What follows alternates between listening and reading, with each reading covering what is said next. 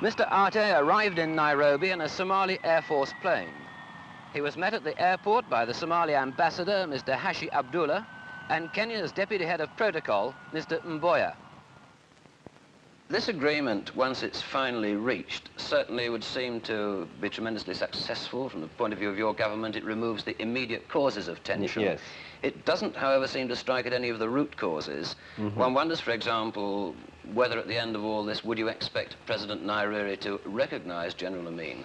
You see, while I do not want to go into the detail of recognition or non-recognition, I said in my statement that the settlement will be tantamount to removing causes of tension and leading to amicable settlement of all problems between Tanzania and Uganda.